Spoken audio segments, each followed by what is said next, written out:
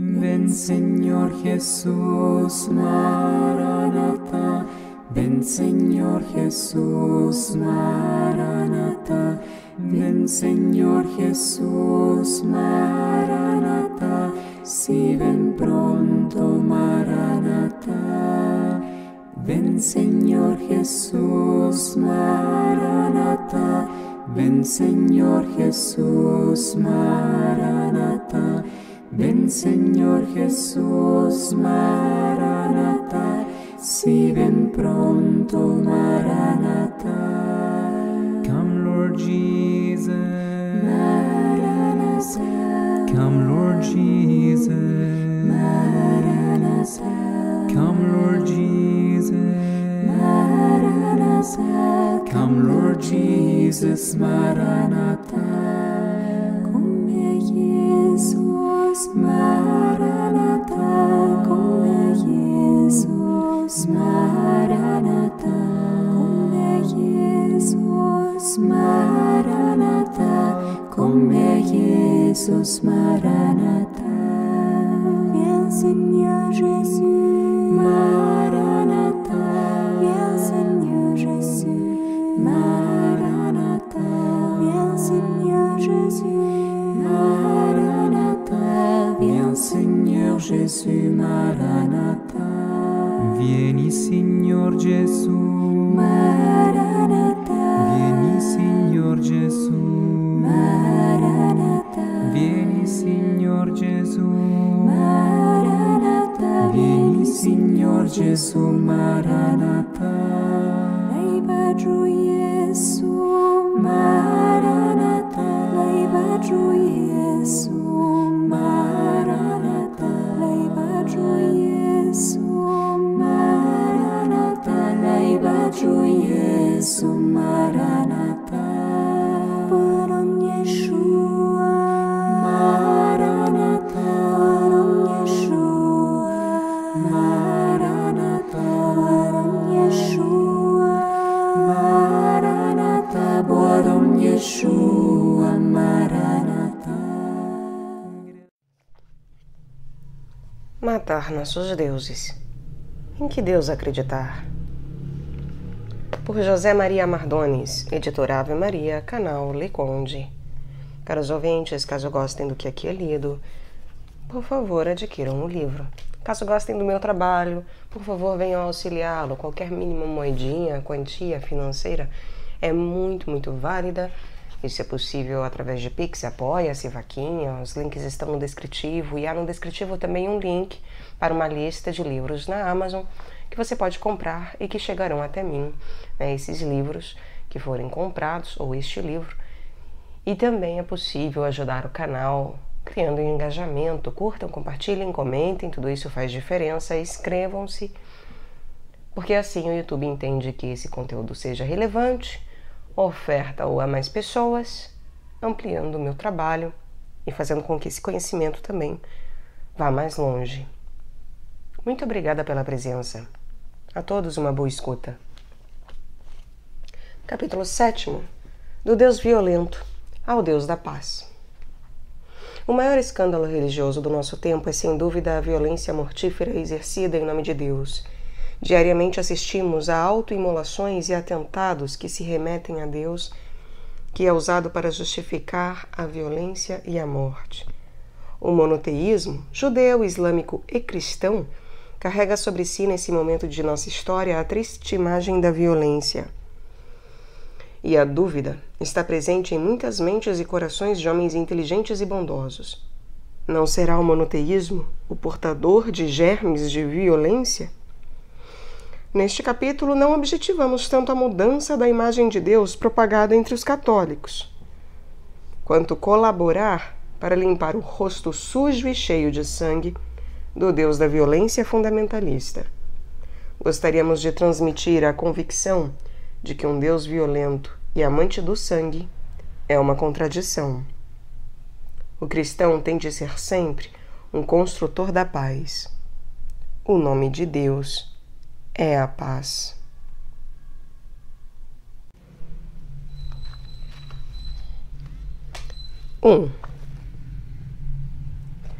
A violência do sagrado. A religião e o sagrado são vistos com frequência envoltos com a paz e a guerra. E é como se houvesse no próprio sagrado que algumas vezes caminha para a violência e outras para a paz. O tema ocupou muitos espíritos e as indagações nos conduzem para a ambiguidade do fenômeno religioso. Há o bode expiatório. É conhecido o fato de que disputas, divergências, agravos e violência entre grupos e até nações terminam quando a atenção violenta se dirige para um terceiro. Ocorre como se houvesse um esquecimento do seu problema e a sua violência se canaliza e cai sobre a nova vítima. Esta funciona como bode expiatório dos problemas e das divergências dos grupos, e normalmente, como testemunha a literatura e os relatos, costumam ser pessoas e grupos inocentes ou com alguma mácula ou defeito que não têm, em princípio, nada a ver com o assunto, mas que são tomados como causadores dos males e sacrificados por isso. O resultado por trás do sacrifício da vítima inocente costuma ser a reconciliação e a paz. Até mesmo depois, essa vítima é exaltada e sua memória é até ritualizada em ritos e mitos sagrados que encobrem o horror de suas origens. Esse mecanismo de bode expiatório foi analisado profundamente pelo antropófago francês René Girard. Estudando a grande literatura e as religiões, esse estudioso chegou à conclusão de que todas as culturas humanas estão fundamentadas na morte e na violência. Há um mecanismo humano de imitação, competitividade e zelo recíproco, onde cada um deseja o que o outro quer, com o qual terminamos na violência. Aqui é onde aparece o bode expiatório e, posteriormente, a sacralização da vítima. Esse processo cultural e sacrificial violento é inconsciente, levou séculos para ser desvendado. Na Bíblia, em Jó, mais especificamente em Jesus, revela-se esse mecanismo do bode expiatório. A vítima é inocente. A raiz do mal está nos zelos e na mútua confrontação. Amai-vos uns aos outros e se romperá o malefício, o círculo de criação de vítimas. A morte de Jesus, vítima inocente, quer terminar com todos os bodes expiatórios, vítimas inocentes e sacrifícios expiatórios. B. A ambiguidade da religião. Se da visão antropológica passamos à sociológica, descobrimos também alguma explicação para revelar por que a religião e a violência andam de mãos dadas. Situemo-nos por um momento diante de um caudilho ou governante que deseja fundar ou instaurar uma nação ou regime. Como poderá justificar, quer dizer legitimar e tornar aceitável, a nova mudança de organização social, de poder, de fronteiras, etc. P. Berger, sociólogo da religião de origem vienense, mas radicado nos Estados Unidos, diz, recorrendo ao absoluto, a Deus. Consegue-se mostrar que Deus quer tais mudanças. Então, teremos a âncora mais firme que existe para fundar a nova ordem. Não se pode recorrer à legitimação mais alta que esta. Deus, o absoluto, o sagrado, é a última instância a recorrer para alcançar a aprovação, a sanção da ordem existente.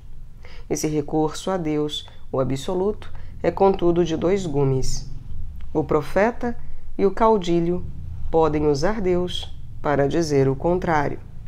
Deus não pode querer esse poder, esse regime, essa guerra, esse modo de organizar a sociedade. E estamos agora diante da máxima desaprovação ou condenação. Quer dizer, o recurso a Deus, ao mais alto e poderoso, relacionado a esse mundo, é um mecanismo ambíguo. Pode servir tanto para legitimar como para deslegitimar, para afirmar como para negar. A ambiguidade insuperável desse mecanismo religioso legitimador, uma espécie de subida barra descida, foi a causa da utilização da religião por uns e por outros. A religião se manifesta, assim, capaz de ser utilizada pelos dois lados contrários de uma guerra, uma ideologia, etc., para supostamente validar suas propostas.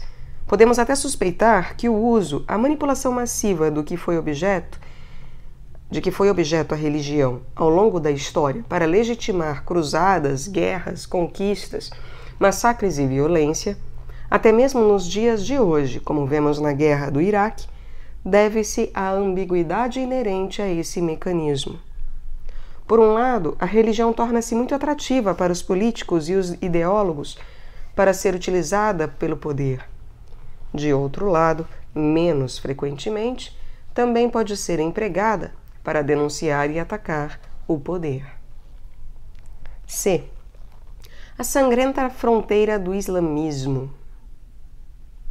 Pode uma determinada religião ser utilizada hoje como elemento de legitimação da violência? Esta pergunta dura e direta foi respondida, de alguma maneira, afirmativamente. Samuel Phillips Huntington, professor da disciplina Conflito Social em Harvard, assinalou o fato de que atualmente o Islã tem uma fronteira sangrenta com praticamente todas as demais culturas religiosas, com a ortodoxia cristã nos Balcãs, com o hinduísmo na Caxemira, com o catolicismo nas Filipinas, com o judaísmo na Palestina, com os coptas no Egito e na Etiópia, com o animismo africano do Sudão, com cristãos na Nigéria e na Libéria, etc.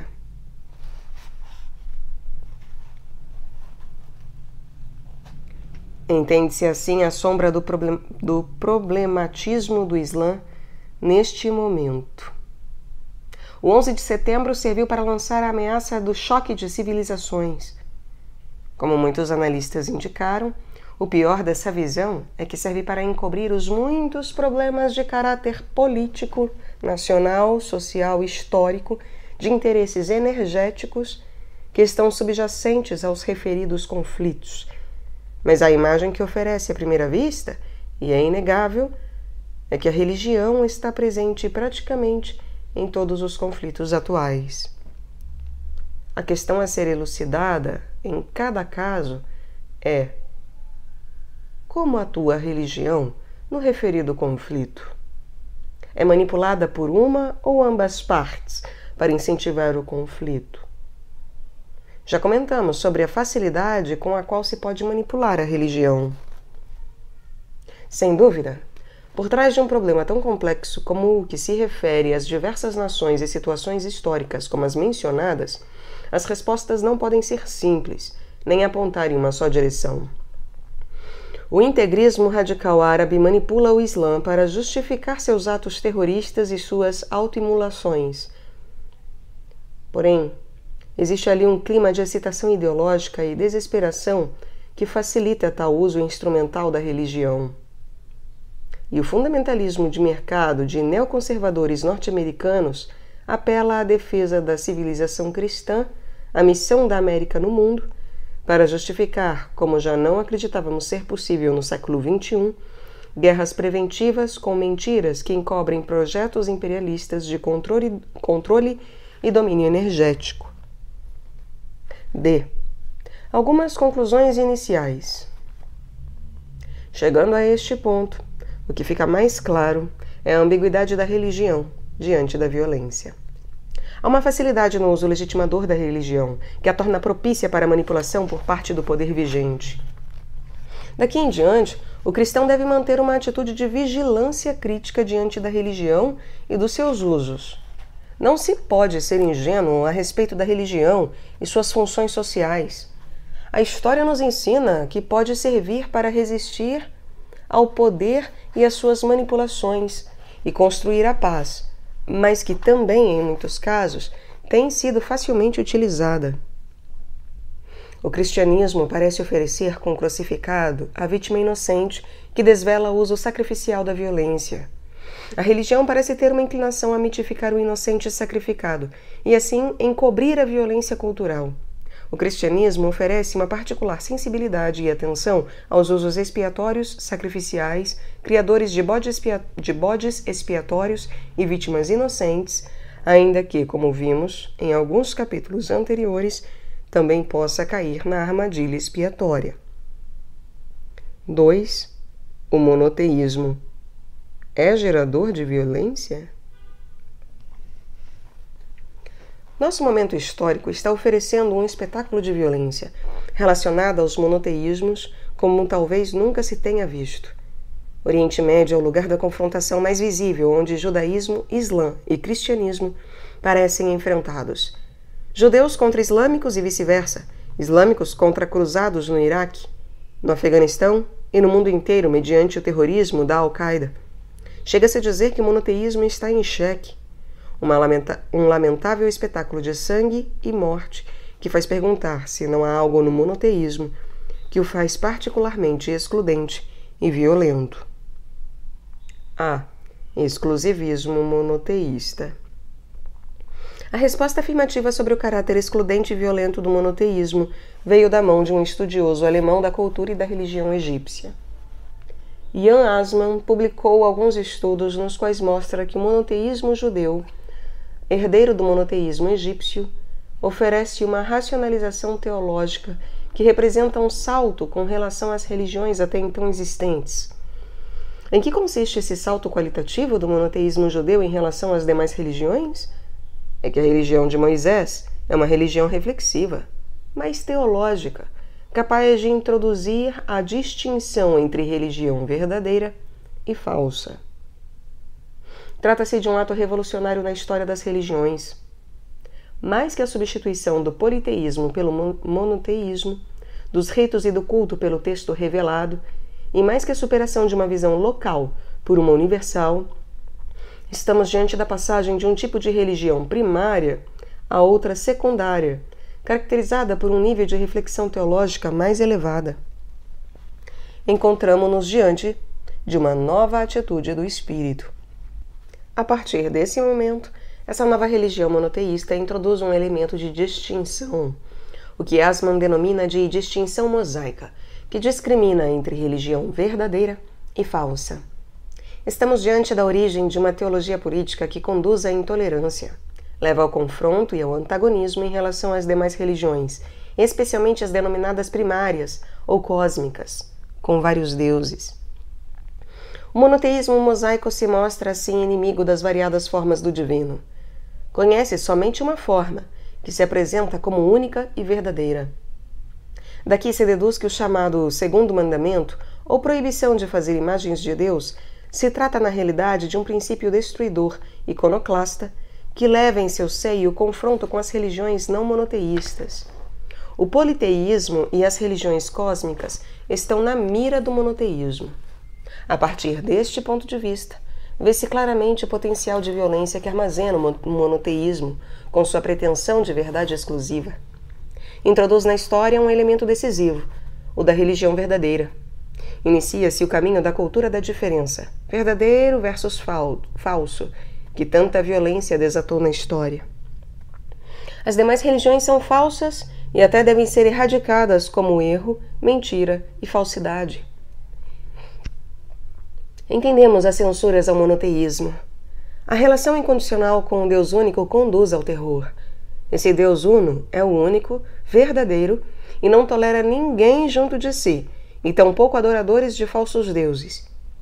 Inicia-se o doloroso e até sangrento caminho histórico de denúncias, marginalizações, perseguições e juízos contra idólatras, magos, cismáticos, hereges ou pagãos e incrédulos. Jan Assmann acrescenta uma precisão em relação ao caráter intolerante e violento do monoteísmo. Essa violência se aplaca quando o monoteísmo conduz a uma autossegregação ou separação dos outros, como é o caso do judaísmo. Mas, quando busca sua realização histórica universal, como sucede com o cristianismo e o islã, estamos no umbral da violência. B. O problema da verdade. Assmann nos conduziu ao tema da verdade e da religião verdadeira. Mostra-nos como, no seu modo de ver, se explica, a partir daqui, a tendência que existe no monoteísmo em direção ao exclusivismo, a intolerância e a liquidação do opositor. O monoteísmo se vê como um gerador de confronto, violência e morte, vinculado a ideologias políticas ou visões de mundo, como facilmente acontece, tinge-as de exclusivismo e políticas impositivas. Contudo, É certo que o monoteísmo bíblico conduz inevitavelmente ao exclusivismo? Não seria mais lógico que conduzisse para a tolerância, dado que ao único absoluto não há representação nem mente que o alcance e possua realmente? Não seria mais compreensivo que, como ninguém possui o absoluto, coubesse múltiplas aproximações dele, embora todas inadequadas, como diz Derrida?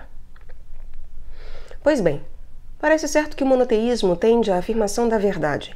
O cristianismo adotou a forma do chamado o absoluto da verdade cristã. E não há dúvida de que foi se permeando de intolerância e violência ao longo da história. Afinal, não nos foi confiada a verdade definitiva em Jesus Cristo? Há uma maneira de entender a fé, na qual o Verbo feito carne constitui a última e definitiva comunicação de Deus aos homens, que é imperialista. Quando se entende como posse de uma verdade total e completa, e é preciso distinguir, como diz o teólogo C. Geoffrey, entre a revelação como acontecimento e a revelação como mensagem. Como acontecimento sucedido em Jesus é insuperável, incontestável. Como mensagem transmitida por intermédio de Jesus a seus seguidores, e seus seguidores também a transmitindo, é limitada e não pode pretender esgotar a plenitude da verdade que está em Deus. Dito de outro modo, a verdade de Deus nos é comunicada, até mesmo em Jesus, de forma limitada, finita, dado o veículo humano. O próprio Jesus, de João, deixa essa abertura para o futuro pleno quando diz: quando vier o Paráclito, o Espírito da Verdade, ensinar-vos-á toda a verdade. A verdade está somente em Deus.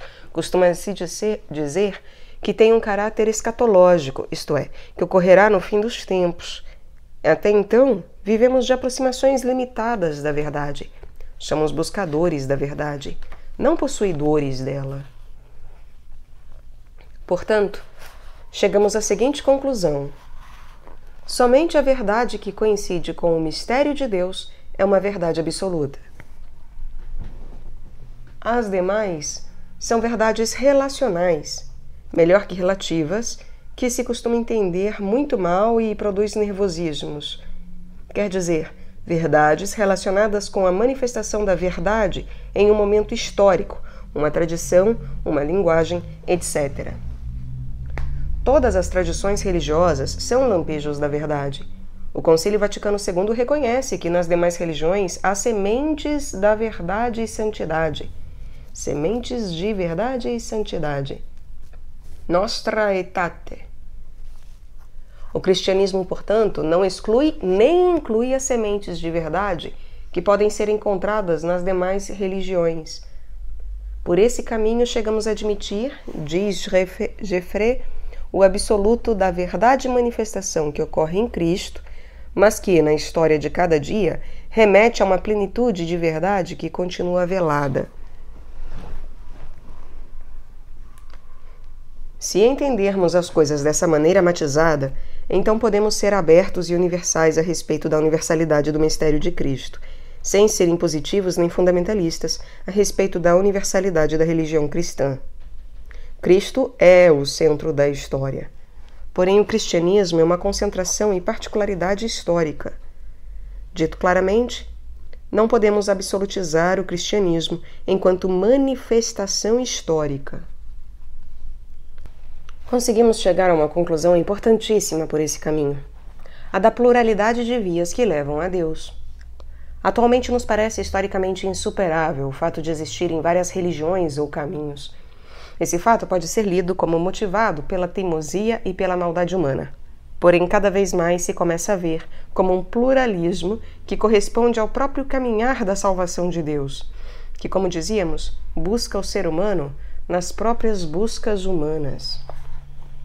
Urge que os cristãos adultos e maduros entendam que a Igreja é sinal eficaz e realidade incipiente do Reino de Deus, mas não é o Reino de Deus. Daí se conclui que é preciso estar atentos às suas diversas presenças e ser radicalmente dialogantes e respeitosos com as demais sementes da verdade. Trata-se de respeitar o próprio mistério da salvação em Jesus Cristo e ser testemunhas dos valores do reino. C. A rivalidade entre paradigmas. Damos um passo a mais. As religiões são corpos vivos. Evoluem, desenvolvem-se, adaptam-se ou respondem às alterações circunstanciais, sociais e culturais que lhes toca viver. Daí que as religiões, mantendo sua identidade ou essência, apresentem modelos ou configurações globais que são formas de entender e expressar o núcleo de sua fé, que variam com o tempo. Hans Kung, por exemplo, manifestou essas mudanças de modelo ou paradigma que o cristianismo, o judaísmo e o islamismo experimentaram. Além disso, acontece que os modelos ou paradigmas antigos convivem com os novos. Assim, há pessoas entre os cristãos que vivem um modo ou estilo de fé tradicional mais propício de um tempo medieval ou de um modelo eclesiástico absolutista do que dos tempos pós-conciliares. E isso acontece também entre os muçulmanos e os judeus. A consequência é a existência de confrontos, enfrentamentos, dissensões entre os modelos ou as formas de entender a mesma religião que produzem tensões e conflitos, e entre diferentes religiões. Destacou-se que existe certa analogia de problemas entre os três monoteísmos. Os três apresentam sua época de esplendor e sua crise ou confronto com a modernidade. Judeus e cristãos tiveram de responder aos desafios vindos do chamado iluminismo, da crítica moderna à religião, algo que o Islã desconheceu até nossos dias. O diálogo e o entendimento entre as religiões e entre as religiões e a cultura moderna não pode desconhecer essa diversidade de paradigmas. Vão se entender melhor crentes com mentalidade crítica, mesmo de religiões distintas, do que crentes da mesma religião com paradigmas diferentes. As tensões e a rejeição mútua podem elevar-se muito quando as religiões e os paradigmas são distintos, e atualmente chamado choque ou diálogo de civilizações, terá de trabalhar para demolir os muros dos preconceitos e construir as pontes do diálogo, especialmente com o Islã. D. É preferível o politeísmo ao monoteísmo? Após repassar as principais acusações ao monoteísmo como fonte de intolerância e violência, propõe-se uma alternativa, o politeísmo. Voltemos a recuperar o politeísmo, que não possui uma concepção exclusivista da verdade nem resolve os antagonismos e a violência provocados pelo monoteísmo. Filósofos como Rumi e até Nietzsche e Schopenhauer cantaram as excelências do politeísmo. É tolerante, aberto, respeitoso com a pluralidade, impulsiona a criatividade e a liberdade na diferença. Ser moderno parece que se ajusta melhor com o politeísmo do que com a rigidez e a estreiteza impositiva do exclusivismo monoteísta. Atualmente, há uma acusação para se preferir o politeísmo ao monoteísmo, a enorme tensão ética que o monoteísmo carrega consigo. Moisés muda a imagem de Deus. Yahvé não tem similar humano, nem precisa de oferendas e sacrifícios, só pede fidelidade e um comportamento moral, os mandamentos, em relação ao próximo. A paixão pelo absoluto de Deus único se transforma em uma enorme tensão ética. G. Steiner o reconheceu para o judaísmo e o cristianismo. Exige amar ao outro, ao estranho, ao forasteiro, porque é outro tu, é filho igual a nós, é nosso irmão. Basta recordar o capítulo anterior, sobre solidariedade, para reconhecer essa tensão ética. Alguns escritores e pensadores alemães atuais, como H.M. Enzensberg e M. Walser e P. Sloterdijk, desaprovam essa tensão que conduz aos direitos humanos. Melhor deixar as utopias redentoras que só trouxeram sofrimentos ao homem e apostar em uma ética de proximidade, da capacidade de desfrute entre nós. Walser. É preciso libertar-se das fantasias morais onipotentes, diz Enzensberg. Deve-se descarregar em vez de sobrecarregar a consciência do homem com uma responsabilidade opressora. Deve-se expulsar a culpa. O politeísmo, com seus muitos deuses, deixa em paz e não provoca tensão na consciência. E pequena defesa ou apologia do monoteísmo. Diante das acusações lançadas, o que pode dizer o monoteísmo? Em primeiro lugar, não está nada claro que no politeísmo não ocorra o medo e a servidão. Conhecemos textos críticos que, já antes do cristianismo, se jactavam do encargo de servir a Zeus, a Vênus, a Diana ou a Hércules, e a necessidade de agradá-los com sacrifícios ou temer seu zelo ou represálias. Afinal, todo esse politeísmo era uma carga econômica e psicológica para os fiéis. O Deus único liberta das guerras e dos zelos dos deuses, assim como de suas servidões. Até mesmo como mostra a propagação pacífica do cristianismo no Império Romano, o monoteísmo esteve a seu favor. O estoicismo, a filosofia mais influente no helenismo e na Roma dos Césares, apontava para um monismo. O culto ao deus Mitra, Sol invicto desde o século II, parece que ajudou a estender a concepção e o culto ao só e único Deus. Teríamos de acrescentar que se exagera quando se apresentam as sociedades politeístas como perfeitamente integradas e sem injustiças e violências. E como assinala Walter, se desconhece a sensação de divindade difusa que recorria ao panteão politeísta. Em segundo lugar, como assinalaram os críticos de Yasman, o monoteísmo mosaico não se caracteriza tanto pelo pretendido nível de discriminação entre religião verdadeira e falsa, quanto pelo seu traço libertador. Yahvé, mais que atacar os deuses estranhos, quer tirar seu povo da escravidão. O Deus do Êxodo não nasce da imposição violenta de uma verdade, mas de uma experiência de libertação. Yahvé é o protetor da liberdade, da justiça e da solidariedade. A distinção mosaica não deseja opressão nem escravos, sofrimento nem injustiça. Aqui estabelece o fato de que, no Ocidente, o modelo do Êxodo funcionou como protesto contra a opressão e alimentou as esperanças de libertação dos subjugados. Acrescentemos que a experiência libertadora do Egito, experiência originária de Israel, não é uma espécie de milagre ou intervencionismo divino contínuo. Israel reconhece que se comportar religiosamente não quer dizer dispor de Deus, nem se imunizar contra o sofrimento ou a injustiça. Deve enfrentar as causas do sofrimento e da injustiça. Uma e outra vez, é colocado diante de suas responsabilidades. E, em terceiro lugar, é verdade que a não-violência de Jesus foi contraditada por reações agressivas. Por trás do reconhecimento do cristianismo como religião oficial do Império Romano, contra os judeus e os cultos pagãos. Adverte-se que o problema, ao menos do cristianismo, está na dificuldade de relacionar-se com a diversidade. Mentalidades de converso, como a de Tertuliano, convertido ao cristianismo antes de 197, levavam consigo uma rejeição de todos os atos religiosos do mundo antigo. Santo Agostinho, no início da sua conversão em Milão, ano de 386, reconhecia que na busca da verdade há percepções distintas, da mesma forma que o olho humano percebe a aura da luz de maneira diferente. Porém, tempos depois, após ser bispo e ter tido confrontos amargos com os donatistas, corrigiu a opinião acerca de que não havia somente um caminho para se chegar à sabedoria. Cristo é o único caminho.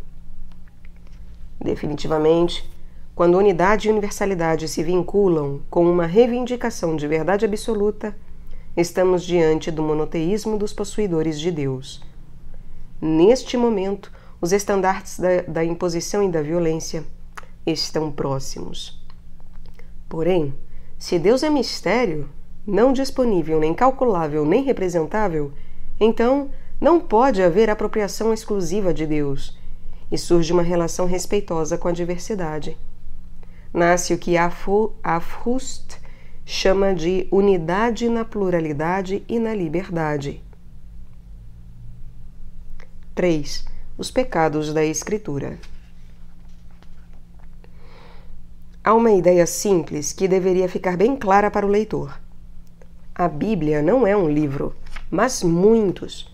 Isso significa a palavra Bíblia. E de épocas diversas. E não oferece uma única imagem de Deus.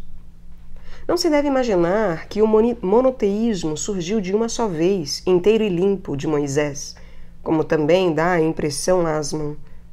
Hoje em dia, aceita-se melhor que o iniciado com Moisés só foi alcançado, compreendido e aceito com muitas dificuldades e vicissitudes séculos depois. A afirmação do Deuteronômio, capítulo 4, versículo 35, o Senhor é Deus, e que não há outro fora dele, é alcançada 5 séculos depois de Moisés. Há um processo ou evolução no conceito e na imagem de Deus. O que nós homens percebemos de Deus e o que dizemos a seu respeito não é o mesmo do tempo dos patriarcas, de Davi, de Isaías, de Jesus. Mesmo depois dele, o que diz Marcos e João, Santo Agostinho e São Tomás de Aquino, Lutério e Cardeal Newman, Pio X e João 23. Lemos os mesmos textos, porém com perguntas e inquietações diferentes, e o rosto de Deus e de Cristo vai mudando, mantendo um núcleo essencial.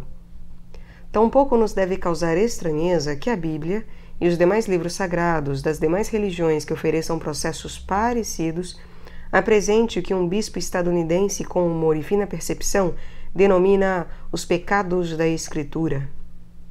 Todas as religiões têm essas passagens obscuras, nas quais Deus aparece com formas e imagens antropomórficas, tiradas do momento social e cultural vivido, que posteriormente aparecem como muito inadequadas. Assim, na Bíblia, há numerosos textos nos quais Deus aparece revestido do poder e exercendo a violência. Em nossos dias se discute, até nos periódicos, se determinadas passagens do Corão sobre a Jihad significam luta, batalha, guerra santa, se referem à vida espiritual e aos inimigos interiores ou à luta violenta contra os inimigos externos. E em livros sagrados que parecem afastados da violência, como o Bhagavad Gita, encontramos também uma legitimação de guerra nos lábios de Krishna. Este aconselha a Arjuna que tome as armas por uma causa justa na batalha de Kurukshetra. O chamado registro do poder para pensar ou imaginar a Deus recorre à Bíblia. Um imaginário sobre Deus devedor da imagem dos senhores, dos chefes e dos reis daquele momento. Israel lutou para converter-se em nação, estabelecer-se em Canaã, ter um território próprio e independente. Todo esse processo está ligado à guerra e à violência. E Deus aparece como guerreiro, em certos momentos zeloso, até mesmo como implacável e terrível. Era a maneira como o viam. Pois bem, se prestarmos atenção, também podemos observar outros registros advindos da Bíblia. Desde o próprio Gênesis há indícios e marcas claras de um Deus débil e com fragilidades, que pergunta, se arrepende e que na época dos profetas já não castiga os filhos pelas culpas dos pais. Há uma evolução palpável. Há vários rostos de Deus. E há um, ao qual temos feito referência, que tem entranhas de misericórdia, que se mostra fiel e carinhoso, maternal com o seu povo, sempre disposto ao perdão. É a linha que vai predominando e que, sobretudo, Jesus a acentuará. Hoje, judeus e cristãos consideram mais adequado a imagem de Deus ler essa linha bíblica que apresenta um Deus próximo a nós, desarmado no amor, menos poderoso do que se imaginou outrora e, sobretudo, não violento, nem senhor dos exércitos, nem dominador à base de golpes de força. Tentamos justificar, desde o primeiro capítulo deste livro, o porquê dessa mudança da imagem de Deus. Contudo, será bom não esquecer os diversos rostos de Deus na Bíblia. Em síntese, a pregação que Jesus faz do reino oferece uma maneira de ver a Deus que temos resumido em uma imagem de amor e liberdade. Um Deus aberto a todos, que é salvação para todos, quer e deseja que todo ser humano seja realmente livre. Esse Deus, como diz o teólogo jesuíta francês J. Moinget, liberta do peso da religião e do sagrado, com todos os terrores e as escravidões que supunha. Deus não está ligado a povos eleitos, templos, representações, cultos. Deus anda no mundo profano dos homens. É aí que se encontra. Esse Deus de Jesus, que se expõe e não impõe nada, é o mais oposto à imagem de um Deus intolerante e violento, o que gera exclusão e guerra. Sua imagem conduz a uma relação fraternal e solidária com os homens, modelada sobre relações paterno-maternais de Deus conosco, o que não impede, digamos com tristeza, que o cristianismo tenha sido violento quando tratou de impor sua visão, sua verdade e até considerou Deus como um aliado com o poder político e imperial. É muito bom não esquecer que as Escrituras possuem passagens escuras e ambiguidades no texto sagrado. Não temos necessidade de apagá-las, nem de rechaçá-las, mas sim de reconhecê-las para evitar leituras radicais ou falsas. O melhor antídoto ante o fundamentalismo radical e violento é reconhecer as limitações da própria tradição religiosa e até seus perigos. Esse reconhecimento nos vacina contra a arrogância de uma tradição religiosa sobre as demais e nos impulsiona a moderar nosso sentimento e não relaxar a vigilância crítica. Ajuda-nos também a ter uma atitude cuidadosa, reservada e crítica, contrária ao literalismo em relação ao texto e às imagens hostis que cada religião forjou em relação às outras. 4. O nome de Deus é paz. Vamos concluindo que, se Deus tem um nome, esse tem que ser o da paz, não o da violência e da guerra. Se escutamos as religiões, é preciso reconhecer que, em todos os encontros, desde Assis até o de líderes religiosos muçulmanos com o Papa Bento XVI em Colônia, agosto de 2015, se recorda e se reitera que as religiões rechaçam a violência, a guerra e o terrorismo como uma opção perversa e cruel. Deus, caso tenha nome, é paz. Em nome de Deus, não se pode justificar a guerra, nem o desprezo pela vida. O secretário-geral da ONU, Kofi Annan, dizia em seu discurso sobre a ética mundial em Tubinga, 2003, abre aspas, nunca nenhuma religião nem sistema ético devem ser condenados pelos desvios morais de alguns de seus adeptos. Fecha aspas. Pois bem, precisamente por isso também não podemos aceitar leituras religiosas que justifiquem tais ações. Não há teologia do terror, nem podem ser aceitos como mártires os que morrem matando, até mesmo em funerais e cerimônias religiosas. A palavra paz, shalom em hebraico, salam em árabe, como já indicamos, está muito vinculada à salvação nas 3 religiões monoteístas e leva em seu sentido original para a saúde, o bem-estar, a proteção, a segurança. Tudo ao contrário do discurso sobre a guerra. Talvez por essa vinculação da salvação com a paz, todas as religiões deram origem a movimentos pacifistas. Algumas até orientaram-se a proteger a vida, toda a vida, em qualquer situação e condição. O budismo, em algumas de suas variantes, é drástico neste ponto. Contudo, alguns podem atribuir um lado negativo a essa ética da paz. Nega-se a agressividade humana.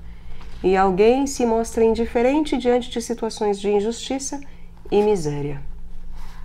Claro que por esse caminho desembocamos facilmente no extremo contrário já criticado, o da luta contra os inimigos de Deus, invocando a Deus. Não será possível ir avançando sem resvalar para os extremos? Se Deus é paz, as religiões e os crentes têm de ser construtores da paz. Apesar de toda a violência que percorre os 3 livros sagrados monoteístas, devemos afirmar que existe uma imagem de Deus que convida à superação da violência gratuita e desproporcionada, lei de talião, até a disposição a tratar ao estrangeiro como outro eu, e, finalmente, dar a própria vida para salvar outra vida humana. As religiões podem eliminar obstáculos, lutar contra os preconceitos de uns contra os outros, estender pontes entre os seres humanos, propiciar atitudes de confiança mútua e, sobretudo, gerar, por meio do diálogo e da compaixão, práticas de solidariedade e de entendimento entre si e entre os coletivos, as chamadas civilizações. Vai crescendo a consciência de que a paz sem justiça não é paz. A partir daí, vemos a situação de violência que supõe a miséria, a ignorância, as enormes desigualdades entre classes sociais e nacionais, a exploração econômica ou as atitudes políticas irresponsáveis e imperialistas. Contra essa violência, é preciso lutar denotadamente. Lamentavelmente, sabemos que se pode utilizar a retórica religiosa para animar a violência, para ser manipulada ou facilmente instrumentalizada com fins políticos violentos. Desejaríamos que a religião jogasse a cartada do esforço e do trabalho da paz com a justiça. A consciência pacifista também vai crescendo em nosso mundo. Cresce também a consciência de que a guerra não é o meio para solucionar os problemas humanos, ainda que se deva defender a humanidade contra ações bélicas, arbitrárias ou intencionais. Nessas difíceis condições, as religiões e seus fiéis deveriam ser pacificadores, anunciar a mensagem da paz com justiça em um mundo violento. Bem-aventurados os que trabalham pela paz. Mateus capítulo 5, versículo 5. 5. Um Deus e uma religião não sacrificiais. Estamos vendo que a religião, para ser construtora de paz, tem ela mesma de ser crítica com seus próprios demônios, que a empurram para a violência. Trabalhar pela paz como crente equivale a trabalhar em duas frentes: construir um mundo mais justo e solidário e esforçar-se por uma imagem de Deus, uma religião não sacrificial nem justificadora da violência. Recordamos, retomando numerosas linhas de pensamento desenvolvidas em outros capítulos, algumas recomendações para essa tarefa. Deus nos chama gratuitamente à vida fraternal e à liberdade com os outros, e nós entramos na salvação cada vez que exercemos uma gratuidade semelhante à de Deus. O mais oposto a Deus é a vingança, ou a sede de compensações. Deus não necessita do cheiro da fumaça de nenhum sacrifício, nem de nenhuma expiação humana. O que salva é o amor de Deus. Não salvam as religiões, nem o culto, nem os cumprimentos legalistas. Ajudam-nos enquanto nos ensinam a buscar a Deus e a amar nosso próximo. O caminho evangélico é o Salvador, isto é, o amor e a solidariedade. Em Jesus se dá uma nova revelação, um novo rosto à imagem de Deus. Um Deus que se une à nossa humanidade e se liga à história dos homens. Um Deus que veio viver conosco, como um de nós, para habitar finalmente em nós. Um Deus que se manifesta não pela via do poder, mas da fraqueza. Que se nega a intervir na história com atos de poder para fazer seus filhos crescerem livres e adultos, para que possam se manter de pé diante dele. O Deus que abdica de seu poder nos indica uma coisa: que Deus é amor, e somente amor. A cruz de Jesus Cristo mostra a coerência da vida de Jesus até o final para realizar o sonho de Deus em relação aos homens, que é igual ao reino de Deus. A cruz, antes de ser sacrifício, é a mostra da liberdade humana. Em sua parte negativa, indica o temor à liberdade, como pecado original do ser humano e das religiões. Em sua parte positiva, assinala como ser filho quer dizer ser livre até o final. O Deus de Jesus, o Deus encarnado, encontra-se no mundo. O cristianismo sacraliza o mundo ou, se preferir, dessacraliza tudo e nos tira o peso da religião e do sagrado. A religião sempre tende a pôr-se no lugar de Deus, a obrigar a passar por ela para encontrar a Deus. O Deus de Jesus pede um culto em espírito e em verdade, que finalmente se traduz em amor solidário para com o próximo. Aqui está toda a religião e a lei. Gálatas capítulo 5, versículo 14. O mistério de Deus transborda de todas as religiões, incluindo o cristianismo. Nós conhecemos a derradeira e mais plena manifestação de Deus em Jesus, mas a riqueza de sua revelação permanece aberta à ação do Espírito. Ele nos ensinará e também nos mostrará as sementes de verdade derramadas em outras religiões. Nosso espírito deve estar, portanto, aberto, ser uma casa acolhedora, respeitosa, dialogante e reconhecedora das riquezas e dos tesouros do outro. E isso não nos tira nada de nós. Diante do mistério de Deus, todos somos buscadores, mais que possuidores, da verdade. E 6. Para assumir o Deus da paz.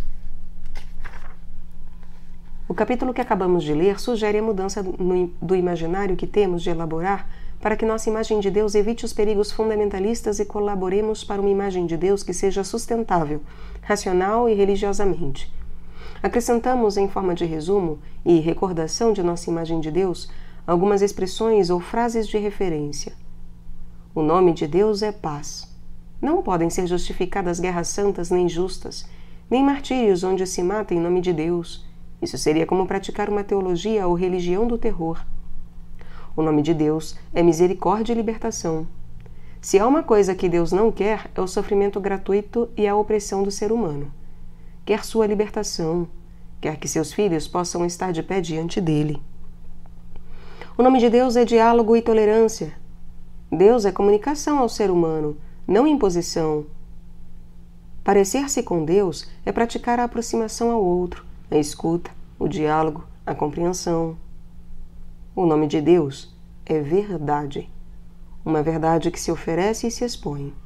Nunca se impõe. A verdade se busca, não se possui. Daqui brota a diversidade de caminhos para a verdade e a possibilidade de uma unidade na pluralidade e na liberdade.